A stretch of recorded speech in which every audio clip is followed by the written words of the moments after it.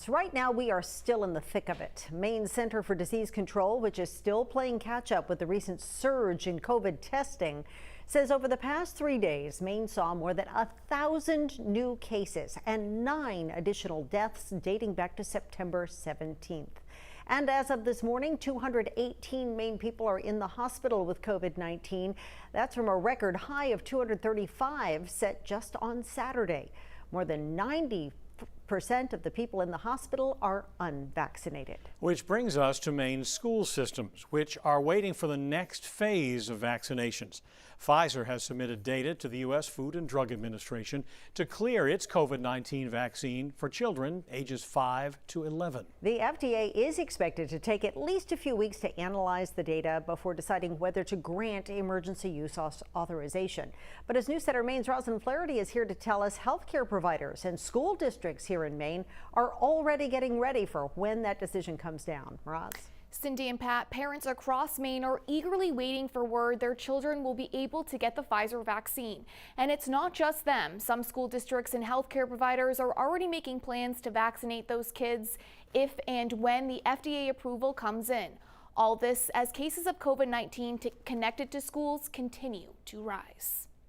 This is going to be the biggest ticket to keeping them open. Many schools having to switch back to remote learning, having quarantine issues. Healthcare providers in Maine are preparing to be able to vaccinate kids ages 5 to 11 once the FDA gives the green light. We're planning on going back into the schools in sometime later this fall, hopefully around Halloween or so, just as we did in the spring. MaineHealth, one of the state's largest healthcare providers, says it vaccinated roughly 5,000 kids ages 12 and up in 70 middle and high schools before the summer break. We've been in touch with some of the school districts that we worked with last spring.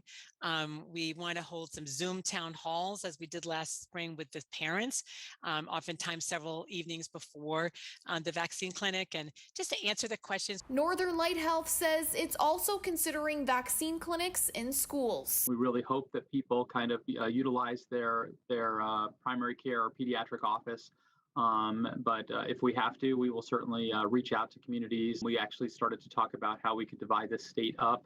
And right now, actually, the state school nurses group has already kind of looked at how they could already do that.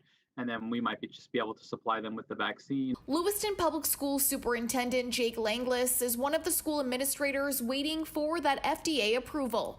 He says the number of COVID-19 cases in and around his schools are rising. We're having some things pop up in community things around youth sports and youth activities. He says last year the district transported kids to vaccine clinics and is now in talks about what to do this time. If we will host those on site at schools, working with medical partners, or if we will try to facilitate things through the other high throughput vaccine clinics that are still set up.